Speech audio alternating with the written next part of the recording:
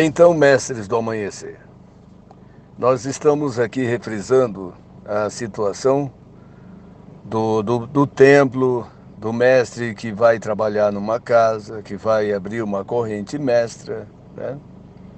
Essa casa que está crescendo, que está se ampliando. Essa casa, mestre, é uma casa transitória de Pai Seta Branca, que cresce, que está ali para atender aqueles que chegam. Mas é preciso ter cuidado com as energias, né?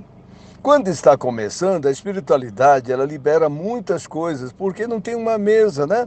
Está ali, movimenta. Mas depois que a coisa vai organizando, se você não tiver cuidado, você se fere todo se você não se aferir, né? Prestai atenção, mestre do amanhecer, alertai com esse aprendizado, com esse ensinamento, que aprendemos também muito mais quando repassamos para vocês com a responsabilidade da lei de ação e reação, causa e efeito, né? Das leis maiores que nos regem nesse universo, tá? Das leis universais. As leis, elas são imparciais, tá? A gente vai passando para vocês aos pouquinhos, para vocês entenderem com mais amplitude o que é uma lei universal, como é que ela funciona, como é que ela sincroniza, tá? Ninguém mexe no astral numa lei universal sem anuência daquele que é responsável por aquela área, por aquela hierarquia, tá? Quando vem de Deus Pai Todo-Poderoso, todos os anjos dizem amém. Então, passar pelo amanhecer, desconhecendo as suas leis, não se cura e não irá curar coisa alguma. É preciso ter a atenção, tá? Então, se o mestre está no primeiro estágio, ele precisa fazer aquilo que lhe é possível no primeiro estágio, tá? Se ele é o segundo, os trinos pensaram certo, os trinos raciocinaram os estágios para poder levar o mestre à compreensão. Só que houve no terceiro estágio alguns exageros, mas isso pode ser corrigido, isso pode ser consertado, tá? Isso pode ser ensinado. Que teve uma brechazinha ali que entrou porque o paciente não pode deixar de ser atendido. A partir de um trono você pode atender o paciente sem problema algum, sem ferir lei alguma. Eu disse aqui que tem coisas que não são leis, são opinião do mestre, por isso que eles voltam atrás. Agora, quando você faz uma lei certa, acontece. Quando nós emitimos no Avatar, que aqueles mestres se relacionam todo, que se harmoniza, né? Que aquele mestre faz uma boa mentalização, objetiva e clara. Você vê depois o resultado, mestre, que acontece na sua vida, quando um trabalho de fato registra, tá? Às vezes você faz um avatar, você fez só o ritual, não registrou o trabalho de avatar, porque houve erro nas emissões, tá? Não houve uma boa formação, é uma série de fatores. Quando um avatar registra, mestre, você vê que os mestres chegam ali e a coisa acontece, né? Você vê que sai todo mundo feliz do avatar ali, né? Porque ele ultrapassou o nêutron. E ali ele vai construir as necessidades. Se você mentalizou o povo cigano ali para trazer aquela energia, eles vão lá e trabalham aquela alegria, aquela harmonia na realização, é transmutadora, tá? O hospital, aquele que está lá postado no leito de dor, que não consegue vir aqui trabalhar, tá? Ou que nem conhece a doutrina, ele recebe o lenitivo desse trabalho.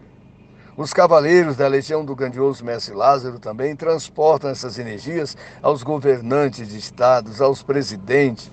Às vezes tem uma situação lá no governo que não resolve, né? Fica aquela coisa presa, não encontra consenso.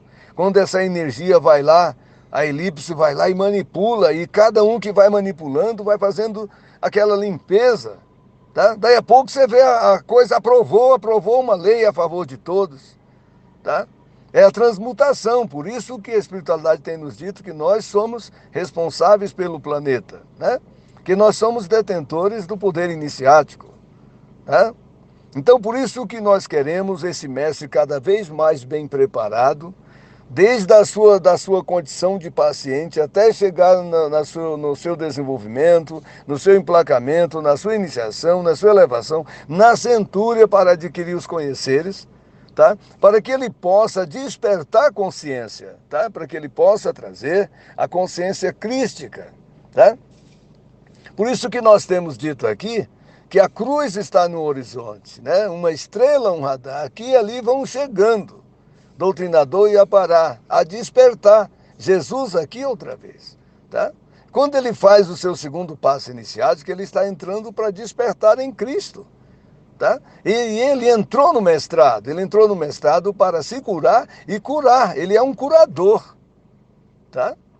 Todas essas falanges que eles entram no mestrado, ela tem o seu aspecto específico, mas elas todas estão relacionadas na cura desobsessiva.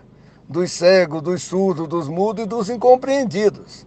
Ainda não nos foi permitido passar todas as coisas das falanges, porque muitos não vão nem aceitar. Eles só vão aceitar o lado que lhe favorece, o lado que lhe carece, ele não vai aceitar, tá?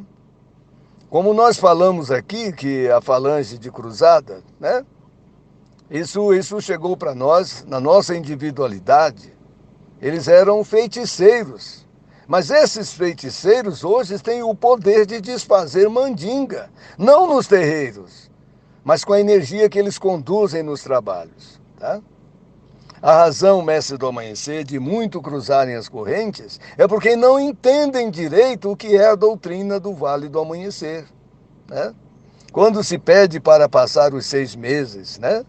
Sem frequentar, e depois isso se prorroga aqui dentro, não cruzar as correntes, é porque existem muitas coisas lá atrás que não foram ensinadas certas. E não foram também absorvidas corretamente e foram também deturpadas pela questão do ego. Imagine, mestre do amanhecer. Esse mestre detentor de uma força, de um poder. Então ele se vê apreciado ou cobrado por uma situação lá fora, ele se descontrola, ele vira um ninja do mal, né? Ele vai usar suas forças para o mal. Né? Quando ele compreende essas energias cristicamente, ele transmuta essas forças em amor e luz. Esse é o convite melhor que fazemos a vocês, mestres do amanhecer, a transmutar essas energias em amor e luz, né? Para alcançar a sincronia. Quando nós falamos Deus sobre todas as coisas, é essa sincronia. É você em si também, é todos em si. É todo em si e Deus sobre todas as coisas. Então ele é poderoso porque ele está com todos. Tá? Essa grandeza, mestres do amanhecer, essa doutrina não é exaltar. É porque vocês precisam conhecer melhor para poder operar. Tá? Para poder saber em si, para você saber em si, mestre, é você experienciar, é você vivenciar a doutrina. Na doutrina, mestre do amanhecer, não é mais cultuado o milagre, é cultuado o trabalho, tá? A transmutação da energia. É você quem transmuta a energia. Vocês ainda vão entender no melhor momento por que Jesus fez os milagres, né? Por que aquilo aconteceu. Mas vocês vão entender pessoalmente.